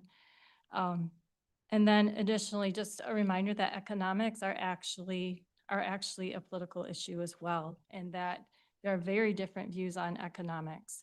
And how someone views economics is actually a very, very fundamental issue to our nation right now. And so, there's very different views on capitalism and socialism, and those things permeate policy, and they make a difference in how somebody chooses, to make decisions. And so, I don't think economics are benign to politics. Thank you, Commissioner Roden. Anyone else? All right, before we vote, I'll throw my 2 cents in, just because from the perspective of someone who sat on this board last year. I was absolutely blown away by how impactful this board is and how valuable GVSU's leadership is on this board. Sonia, who is in charge there, has facilitated the savings of hundreds of thousands of dollars for our local business owners, from small businesses, medium-sized to manufacturers. And especially with the tariffs that have come in place over the last 18 months, 2 years, wherever we're at, this has been such an integral part to moving business forward in Ottawa County, Kent County, and Muskegon County. So I'm going to vote for this support. I think GVSU has done a fantastic job when it comes to supporting our local businesses. So with that, we don't need a roll call, do we? Okay, all those in favor, say aye. Aye. Those opposed? Nay. Okay, I think we've got 4 nay, and the ayes have it. Thank you very much. All right, moving on to the original item A, post-execution ratification for contracts. The suggested motion is to ratify all contracts on the ratification report pursuant to the county's contracting policy. Would anyone care to make the motion? So moved. Support. Commissioner Moss and Kyers, thank you very much. Any discussion? All right, roll call on this one, Justin. Mrs. Rhodey. Yes. Mr. Teeples. Yes. Mr. Zylstra. Yes. Mr. Bonema. Yes. Mrs. Wenzel. Yes. Mrs. Miedema. Yes. Mr. Moss. Yes. Mr. Georgezma. Yes. Mr. Kyers. Yes. Mr. Barry. Yes. And Mr. Bruger. Yes. Passes. All right, thank you very much. Item B, agricultural conservation easement, the Klein property. The suggested motion is to approve a Michigan Department of Agriculture and Rural Development grant agreement for the agricultural conservation easement on the Klein property in the amount of $241,200. So moved. Support. Moved by Commissioner Miedema, supported by Commissioner Kyers. Any discussion? I think we need a roll call on this one. Yes, sir. Mr. Bonema. Yes. Mr. Georgezma. Yes. Mr. Teeples. Yes. Mrs. Miedema. Yes. Mrs. Wenzel. Yes. Mr. Barry. Yes. Mrs. Rhodey. Yes. Mr. Moss. Yes. Mr. Zylstra. Yes. Mr. Kyers. Yes. And Mr. Bruger. Yes. Motion passes. Thank you. Original item number C, agricultural conservation easement, the Rilema. Am I pronouncing that correctly? We're going to go with it. Probably Rillam. Rilema, oh, thank you. So the suggested motion is to approve a Michigan Department of Agriculture and Rural, boy, oh boy, it's one of those nights, Rural Development Grant Agreement for the agricultural conservation easement on the Rilima property in the amount of $134,550. So moved. Support. Motion by Medema, supported by numerous commissioners. I'll leave it to Justin to sort that later. Yeah, any discussion?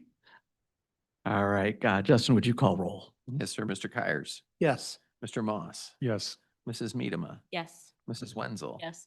Mr. Barry, Yes. Mr. Zylstra, Yes. Mr. Teeples. Yes. Mr. Bonema, Yes. Mrs. Rhodey, Yes. Mr. Jortsma, Yes. and Mr. Bruder. Yes. Motion passes. The original item D, salary and wage continuation policy, the second reading. The suggested motion is to approve the revised salary and wage continuation policy for a second reading. So moved. Support. By Commissioner Jortsma, second by Commissioner Kyers. Any discussion? All those in favor say aye. Aye. Those opposed? All right, motion carries. Item number, original E, personal requisition policy, second reading. The suggested motion is to approve the newly drafted personnel requisition policy for a second reading. So moved. Support. Moved by Commissioner Jortsma, supported by Commissioner Moss. Thank you, gentlemen. Any discussion? All right, all those in favor say aye. Aye. Those opposed? Motion carries. Item F, original item F, the incident reporting policy for the first reading. Suggested motion is to approve the newly drafted incident reporting policy for a first reading. So moved. Support. Moved by Jortsma, seconded by Kyers. Any discussion? All right, all those in favor say aye. Aye. Those opposed? Motion carries. Original item G, remote access and application service provider policy for the first reading. The suggested motion is to approve the revised and retitled access and application service provider policy for a first reading. So moved. Or I'm gonna go with Medema and support by Jortsma. You guys can arm wrestle later if you want. Any discussion? All right, all those in favor say aye. Aye. Those opposed? Motion carries. All right, thank you. Next item, September board meeting time.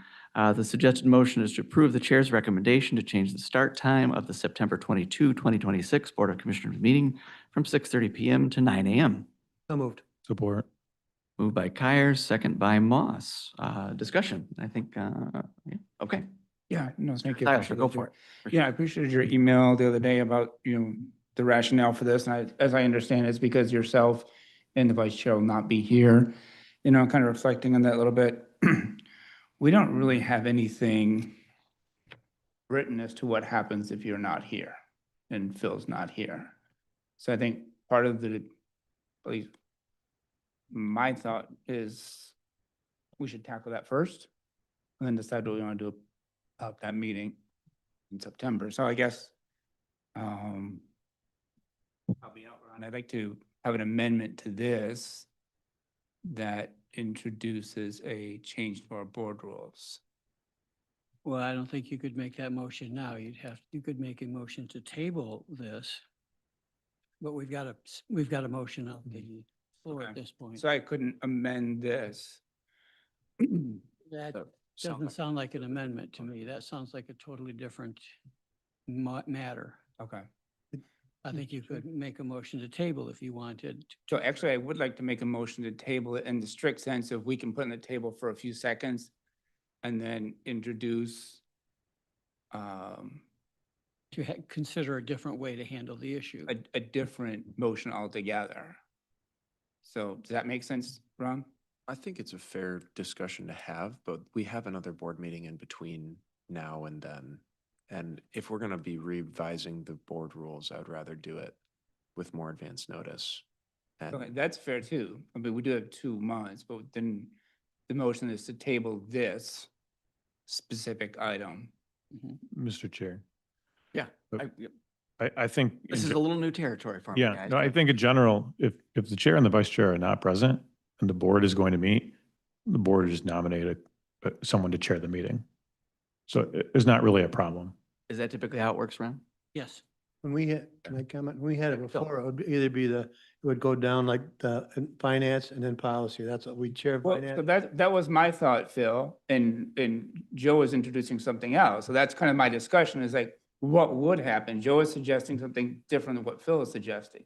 I think that the chair for the finance should take over. You're saying that we should decide at that very meeting who's going to lead the meeting. Well, my answer to that would be, if your bylaws provide for how you handle it, you follow your bylaws. don't If have your it. Bylaws do not, then you would just appoint a chair for the meeting. Okay. According to Robert's rules, is that? Right. Yes. All right, we got a mechanism. So Doug, would you be okay if we bring this up at planning and policy next meeting of the order of how we do this and vote on it now? Yeah. Okay. Is that good with you, Jim? Yes. Anybody else gonna comment on that? So.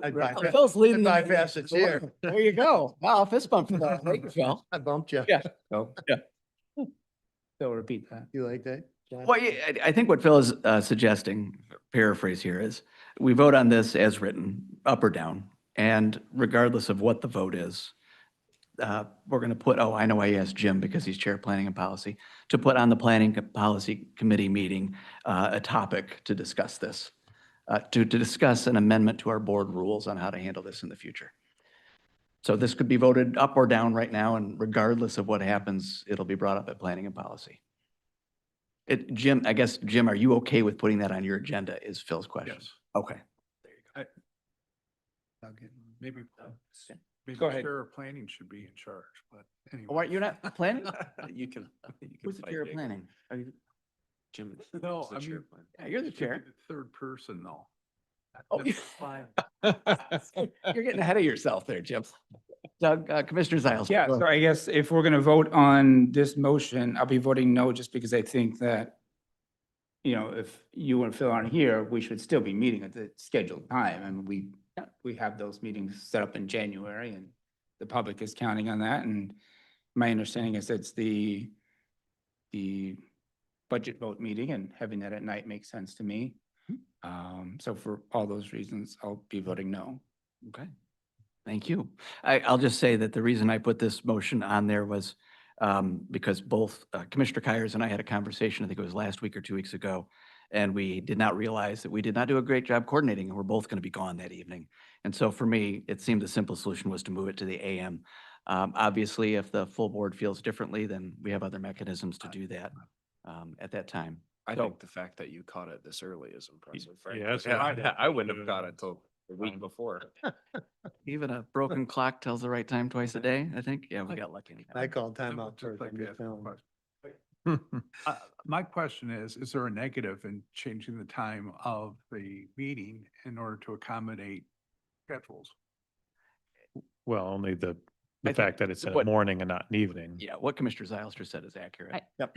Yeah, Commissioner Medium. I will say I didn't hear from a single person on this item from the public.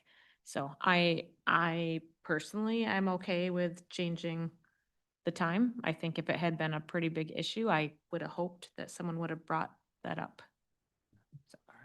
Well, let's vote on it. Might as well do a roll call vote. Justin?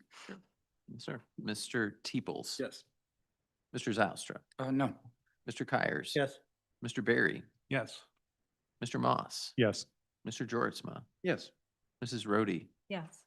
Mrs. Medema. Yes. Mr. Bonema. Yes. Mrs. Wenzel. Yes. And Mr. Bruger. Yes. The motion passes. Okay. So thank you, everyone. Really appreciate that. And thank you, Jim, for being willing to put that on the Planning and Policy Committee meeting, next one. All right, moving along now, from the Appointment and Alignment Committee, we've got a couple of appointments to make. The Veteran Services Committee, Jordan, would you like to make this motion, being the chair of that committee? You just want me to read all? of them? I sure do. So the motion is to accept the nominations of Joseph Alfonso, Robin Bailey, Brandon Barber, Roger Blaha, Leviticus Kane, Kenneth Cooper, Harry Dyke, Mark Ebels, Charles Kaiser, Michael McDonald, Russell Miller, Dustin Parlin, Eric Rasmussen, Andrew Smith, Daryl Turner, and Brian Ziemering, and to select one to fill one Veteran Services Committee War Veteran midterm vacancy beginning immediately and ending December 31, 2028. Got a motion? Is there a second? Support. All right, supported by Commissioner Moss. Thank you. And Jordan, I'll come back over to you. Did the Appointment and Alignment Committee have a recommendation for the board? They did. Michael McDonald received a requisite number of votes to get the recommendation from the Appointment Alignment Committee. All right. Thank you, sir. As long as we're with you, any comments on the applicants that we had apply for this position? Yeah, absolutely. I'll echo my comments that I gave in the committee. Really just a fantastic bunch. The veterans interviews are some of the most interesting, thought-provoking and fun interviews to do. I feel like I learn something every single one, hear some good stories sometimes. But the applicant that we recommended is extremely strong. He's very engaged in the community. And he's on the younger side, which we heard was an expressed desire from our Veteran Services Committee to try and engage veterans, not just from the Vietnam era, but younger veterans as well, of which we have many in Ottawa County. So I think he's a very strong choice. I think he's going to be a great addition to the committee. So, All right. Thank you, sir. Any other commissioners care to comment before we vote? No, Commissioner Rhodey. I would just comment that in my interactions with Michael, I've been very impressed as well with his work in Allendale. So that's who I would support as well. All right. Thank you, Commissioner Rhodey. Commissioner Barry? I just want to back up what Jordan was saying. This was a really deep pool of qualified, great people. And I want to thank all of them for applying for this position. It's a little unusual. We just have one opening. Maybe if we get the end of a regular term on some of these positions and we're looking to change over that. I hope they'll come back again, but we're really lucky that we have such talented people that want to be part of it. Yeah, I think right just before we vote, I'll echo that as well and just say to our veterans in Ottawa County, we are honored by your service to our community and to our country. And there were many all-stars among this group, men and women. And we are very, very fortunate to have you in our community. So thank you. With that, Justin, would you, oh, by the way, so as is our custom, we go around and identify one individual that we would like to vote for. Provided that individual gets a majority of the votes, they will be appointed. Justin, would you go around, call roll? Yeah, you bet. Mr. Moss, McDonald. Mr. Kyers, McDonald. Mr. Barry, McDonald. Mr. Bonema, McDonald. Mrs. Rhodey, Michael McDonald. Mr. Zylstra, McDonald. Mrs. Wenzel, Michael McDonald. Mrs. Miedema, Michael McDonald. Mr. Georgezma, Michael McDonald. Mr. Teeples, Michael McDonald. Mr. Bruger. Mr. McDonald. McDonald is selected. All right, thank you very much. And item number J, Veteran Services Committee seat title.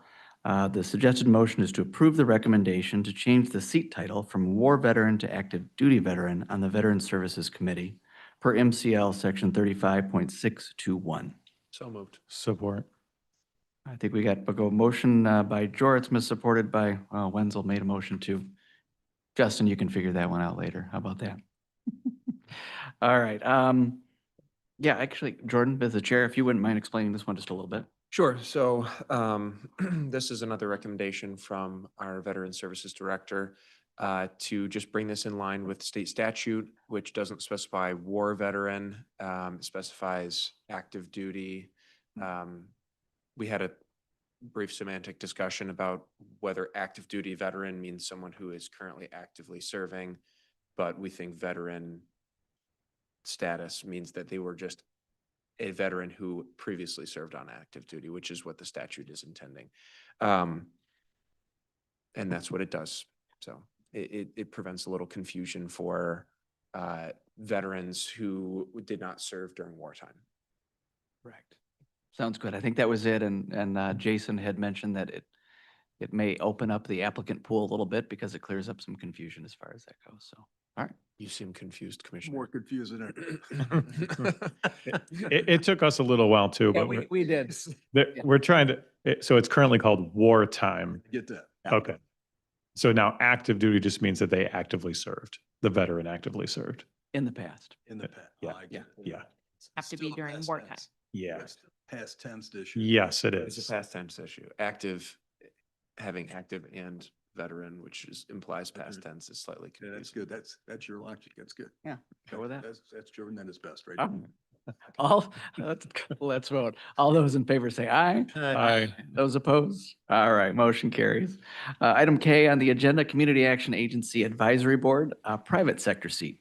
The suggested motion is to accept the nominations of Charles DeLue, Christy Druger, and Callie Melton, and to select one to fill one Community Action Advisory Board private sector vacancy seat beginning immediately and ending July 27, 2029. So moved. Support. Motion by Jortsma, supported by Moss. Sorry, Jordan, I realize I read the one with the shorter names. That's all right. It's unanimous, yeah. Jordan, would you care to make any comments on this one? Sure. Again, strong applicant pool. We interviewed Christy and Callie. Both of them were very strong applicants. I'd feel comfortable with either one. The committee did choose to recommend Christy Druger, so she received a requisite number of votes from that committee. Anybody else? All right, Justin, would you call the roll? Absolutely. Mr. Moss, Druger. Mr. Kyers, Druger. Mr. Barry, Kruger. Mr. Bonema, Druger. Mrs. Rhodey, Druger. Mr. Zylstra, Druger. Mrs. Wenzel, Mrs. Miedema, Christy Druger. Mr. Jortsma, Druger. Mr. Teeples, Druger.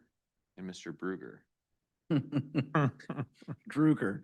You know, I gotta thank Commissioner Miedema for putting Christy in front of that because I thought I was getting appointed to another committee for a moment there. All right, thank you, everyone. And congratulations to Christy Druger on your appointment. All right, moving on to committee reports.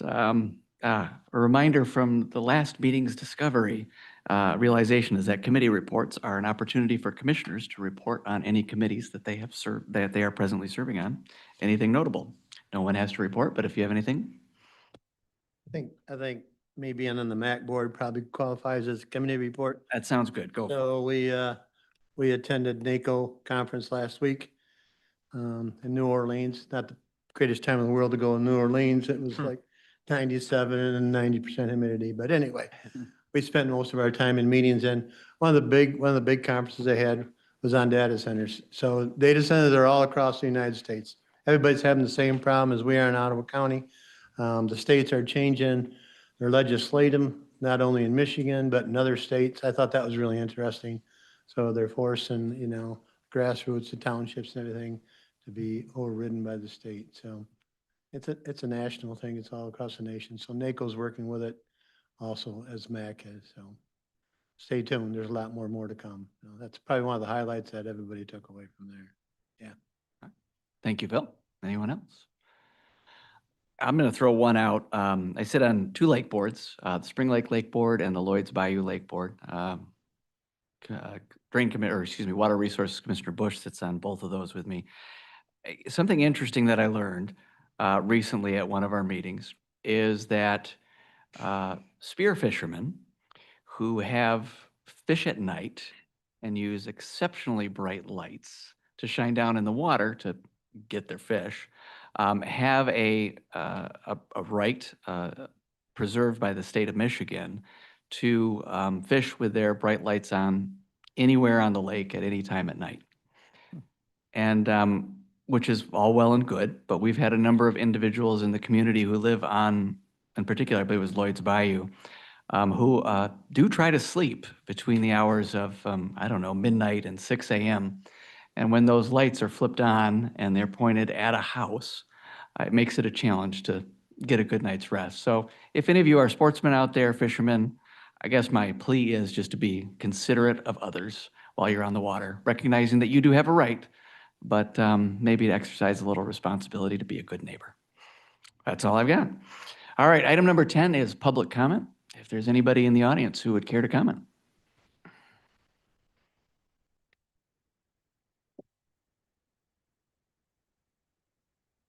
Hi, I'm Christy Mappeling from Zealand Township. I just wanted to make a follow-up comment regarding the concern about intervention being tied to local control. When we mention local control, we're referring to the fact that allowing the state to supersede the township or county zoning and master plans, that's an issue. It lets them override those local provisions without the knowledge that comes from the county and the state, or the county and the township people. Is just an example after looking at the complexity of the drain map of Georgetown that Joe Bush shared in his presentation.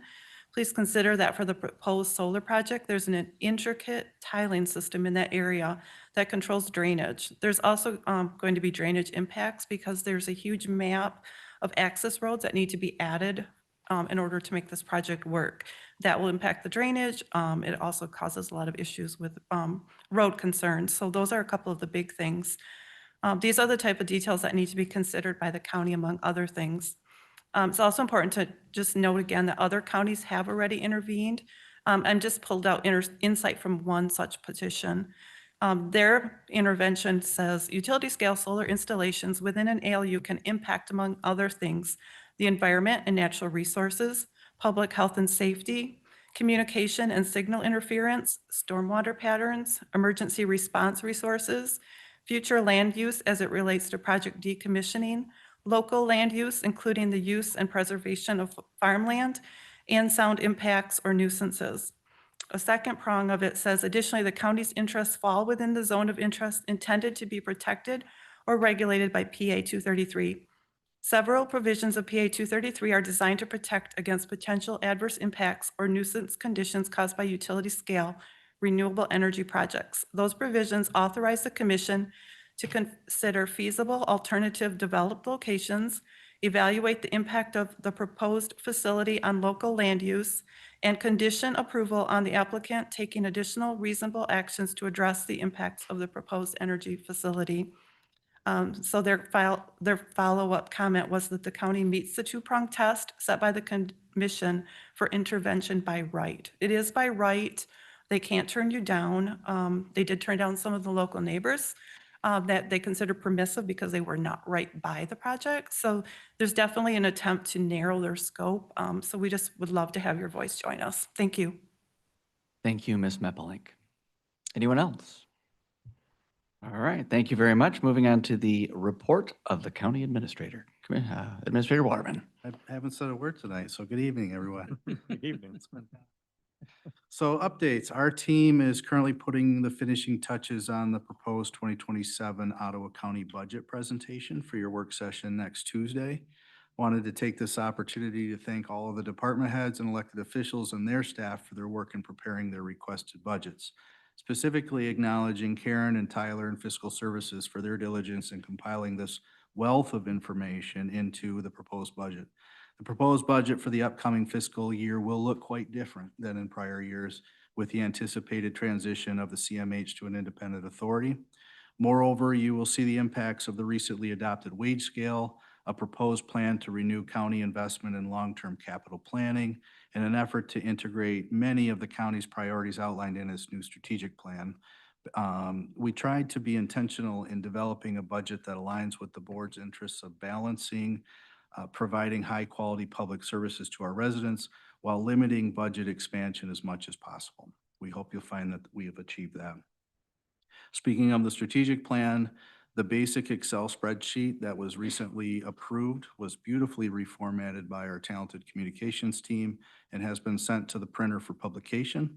Once we receive the bound copies, we'll be sure to distribute them organization-wide as well as to our local units of government via in-person meetings. The 2026 citizen survey that was recently conducted was wrapped up very quickly thanks to a high participation rate from our residents. The results of the survey will be summarized and presented to the board in September. The Ag Preservation Fundraiser Farms Are the Tapas is scheduled for September 17th at the Red Shed in Hudsonville. Tickets are available for $50 and may be purchased at myottawa.org/farmland. You may have seen a posting on the county's website and social media feeds for an administrative project coordinator position that was described as a quote-unquote new position. I wanted to clarify that while the title is new to the county's position control list, it is in fact the same position that was previously approved and budgeted as a project manager and later reclassified as an administrative analyst. That is, we are not adding a new position. You may recall discussing the reclassified analyst position last October at the request of my predecessor, Gary Rozema. In light of that conversation and in response to a related question I received from a commissioner, I just wanted to assure the board that the currently posted position is graded below the approved budget allocation and was therefore posted pursuant to policy and past practice. Finally, as was highlighted tonight, we've experienced some profoundly sad and tragic events here in Ottawa County this past week. One that I wanted to address is yesterday's passing of longtime city manager Tim Clunder following a long and courageous battle with cancer. Tim has faithfully served as Zeeland's city manager for the past 25 years. I've known him personally almost as long and considered him to be a friend, a colleague, and an overall impeccable human being. Tim was a perpetually positive person who made West Michigan and the people in his circle better. He will be deeply missed. We are taking a collection for flowers for Tim's visitation and celebration of life ceremony, which will occur this Thursday and Friday at the Yintama Funeral Home in Zeeland. So if you would interested in donating, Regina's taking collections for that. That's all I have. Thank you. All right, thank you, Patrick.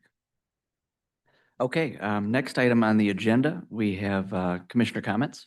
And given the number of comments that have been made regarding PA 233 and the Silver Maple project, I wanted to share with the public and what has already been shared with commissioners late last week regarding what is likely to happen as far as the county's response. To make sure I get it correct, I'm actually going to read this. As many are aware, there are two key variables that are in play with the Silver Maple project. One is the possibility that the Michigan Supreme Court will weigh in and overturn the lower appellate court decision, wherein it was ruled that counties like Ottawa County have standing to weigh in. Second, and more immediate, RWE America has suspended or paused their application. As there is no active application request, there is and there was no board action required at this time, and that is why it was not on the agenda this evening. I have spoken with officials from Farm Bureau who sent a letter to the board last week with the concepts and a potential county response for the project. And I have also spoken with the Township Supervisor of Zeeland Township, Carrie Bosma, who has done a fabulous job communicating regarding Zeeland Township's request that Ottawa County intervene. In the event that RWE reactivates their request, and this seems likely, is what I've heard, I will be requesting that staff gather input from commissioners and then work with the leadership from the Planning and Policy Committee, the chair and vice chair, to review what being an intervener requires of us and to formulate a draft response. This response will then be brought to the full Planning and Policy Committee, where initial public input can take place during call to the audience. Correspondence can be further reviewed, and members of Planning and Policy can then make adjustments to the response where needed. Assuming the Planning and Policy Committee makes a recommendation to the full Board of Commissioners, it will be on the immediate Board of Commissioners meeting following the Planning and Policy Committee. While the circumstances are unique, our processes at the county are already in place, and we are ready to address the issue in the event that the application is reactivated. So with that, I'll turn it over to our commissioners for any comments that they wish to make. Joe, we might as well go with you over there in the corner. How about it? All right, sounds good. I guess I'll just keep mine very brief and just say I'd like to recognize the unanimous request from Zeeland Township and to thank them for what they're doing and their work. And we've talked a lot about local control and local impacts, whether it's drainage, land use, infrastructure. There is a lot to go through. So there is a process, and I guess just reiterate thanks for Zeeland. Thank you. Jordan. Yeah, only thing I wanted to mention, obviously, there is an election on Tuesday next week. Early voting has started, so I found it to be extraordinarily easy to do in Holland Township. And I think this is a good change. I know some people are hesitant.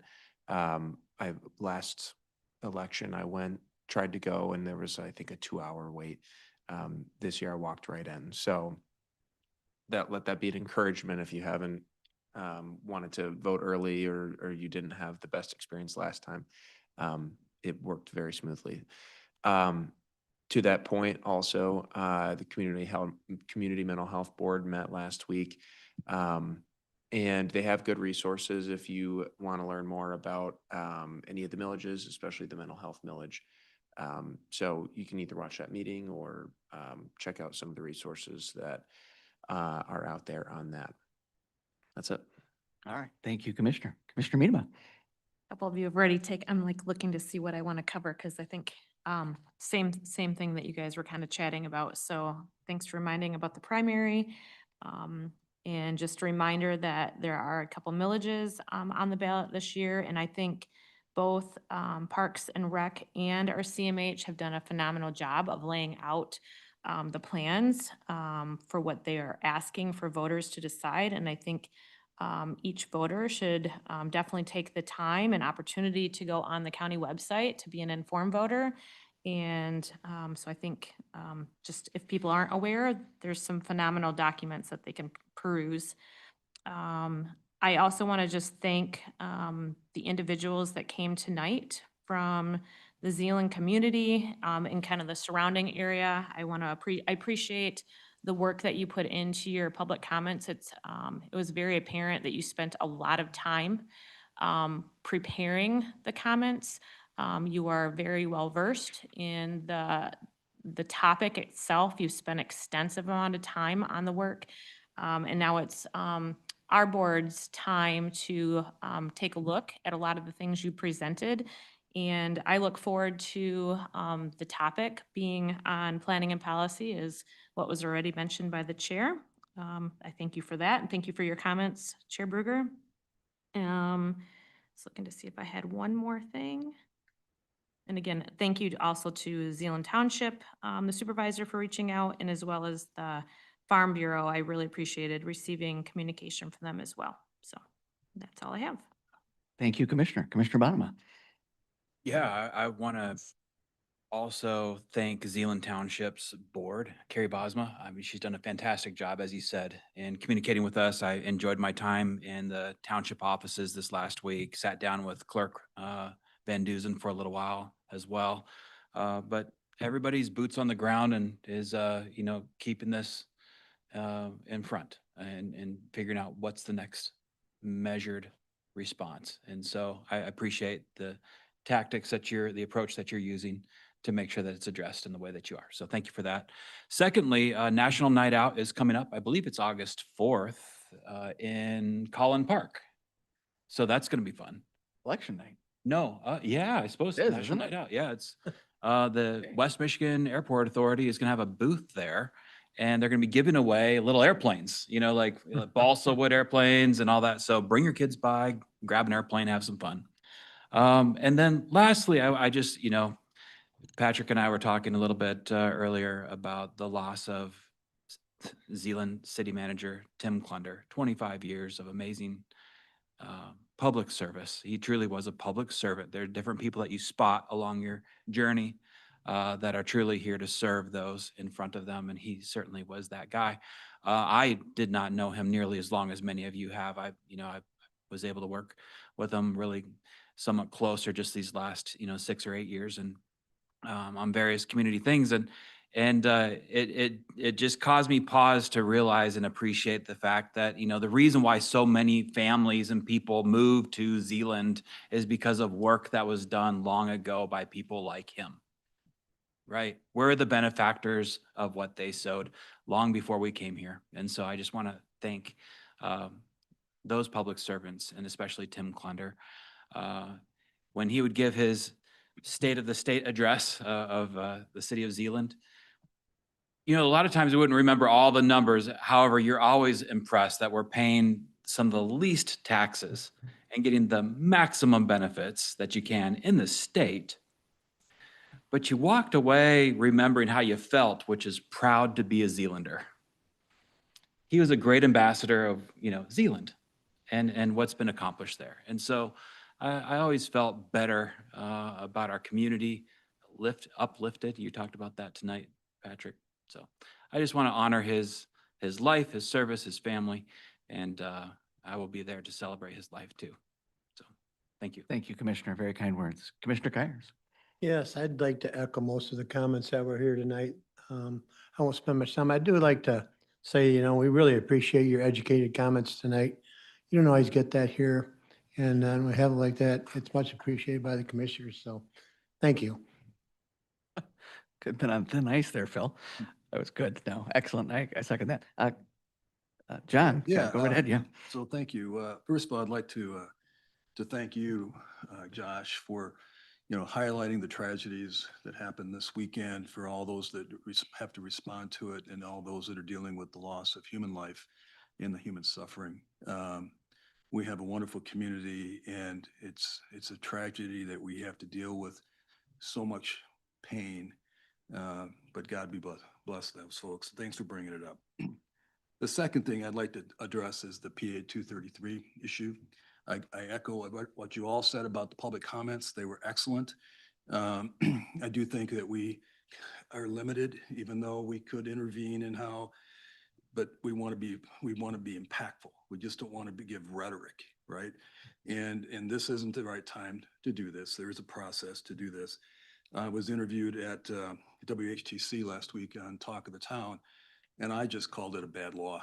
I mean, I don't know why the legislators are not doing something about this right now in Lansing. Why is these local communities having to deal with this? I don't get that. But it is what it is. But I hope the legislators step up and fix this bad law. But we support you, and we'll be there. So as best we can. Thank you, Commissioner. Commissioner Zylstra. Yeah, no, so last meeting, this board, approved I think, pretty sizable, increase in the Housing Commission, membership. We met, this month, and I think we're really excited about that, we're really excited about the possibilities. I know we're starting to interview folks soon. We're looking forward to seeing those folks get appointed and coming on the board. I continue to think that, the Housing Advisory Board is going to be a really strong and robust mechanism for increasing housing opportunity throughout the county. I just want to highlight one event that we have. Back in 2022, we made what I thought was, one of the most important ARPA contributions was a $10 million contribution for the Housing Fund.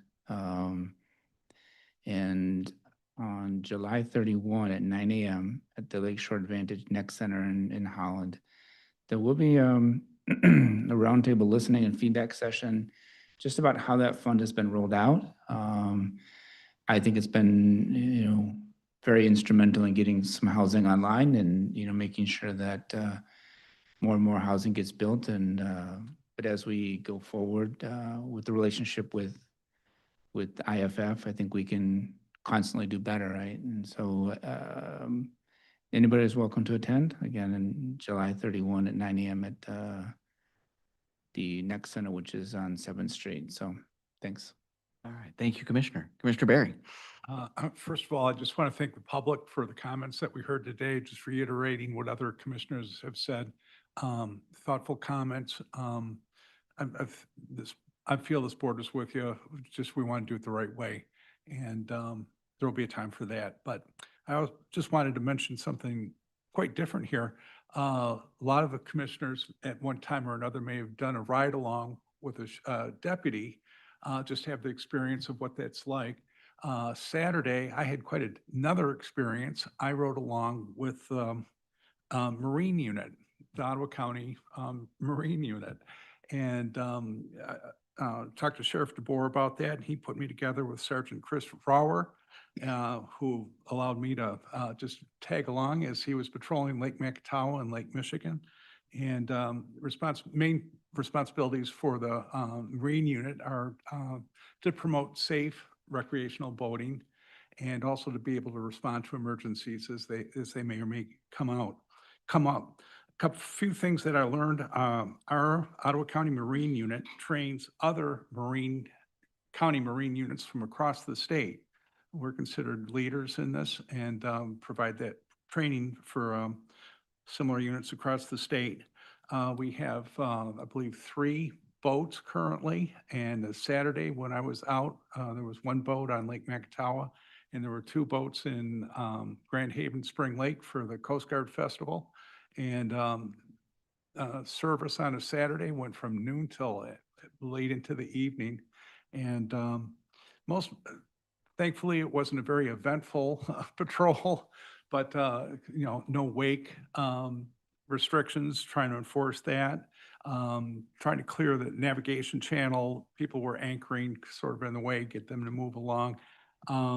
But one major emergency we solved was a little kid was playing with a battery-controlled motorized boat off a dock. He was standing on the dock and the battery had died and the boat was just bobbing in the water, and he waved and called us over, and we were able to retrieve the boat and return it to its owner. And I think There you go. we got his eternal gratitude for that service, I believe, but it was a good time. But anyway, it's just interesting. There's a lot of things that go on in the county that we don't always know is happening or thinking about, but Sergeant Ruhr is a full Ottawa County Sheriff Deputy Sergeant, and he had his taser and his handgun and he's tactical vest on and everything, and he's ready to go. And they're in constant communication with patrol cars and other Marine unit boats, wherever they are. He calls it up on a screen, can see where everybody is, and they're talking to each other. So it's quite an operation. I was very impressed and grateful for that experience. Thank you, Commissioner. Commissioner Wenzel. I just wanted to thank all of the people that gave public comment today about RWE as well. They were well educated, well written, and I agree that preserving the local authority should be important to each one of us. And then I wanted a reminder about the Ottawa County Veteran Services Stand Down and Resource Fair. It's in about 4 weeks on August 28th. It's from 10 to 2 p.m. at the Pinnacle Center in Hudsonville. It's for all veterans, and they will provide free resources, services, and support to vets and their families, which include food and clothing, VA claims assistance, complimentary haircuts, health screenings, housing support, employment resources, and mental health counseling, along with much more. And a friendly reminder that veterans are encouraged to bring a copy of their DD-214 or current military ID for assistance with VA claims and other services. And the event is free and open to the public. All right, thank you, Commissioner Wenzel. And if I might say, that is the coolest water bottle I think I have ever seen. Right then. Sorry, while the camera was on you, I thought maybe our listeners could appreciate it too. Commissioner Rhodey. Okay, I've got a couple of things. First of all, thank you, Commissioner Chair Bruger, for opening the meeting in the way that you did. I would also like to thank our responders. Oftentimes those, who are first to the scene absorb trauma and protect us from having to absorb trauma in ways that a lot of us, don't see or even know how to appreciate. So I just want to thank the Grand Haven Township Fire Department, the 911 call center, the Sheriff's Department for all of their work over the weekend. And, for the difficulties that I know that can bring on to some of them personally. So we appreciate you. And then also, I guess I'd also like to thank Mosaic Counseling. I saw that they were stepping in to help with Grand Haven Public Schools. And I think it's just a really good reminder for all of us about how important mental health services are. And so just an encouragement that, if you need help, to find help. And it just has been a reminder to me too about just how important it is for us to continue advocating for getting the amount of funding that we need here in Ottawa County, so we can serve our people as best as possible. One other thing that was beautiful is, like, when I look at Mosaic Counseling, they are a service that we've been able to utilize more deeply because of the millage. And so as a community, we've been able to, I think, reach more people with mental health services because of the millage that's been in place. And so it's great to see those partners stepping into truly tragic situations.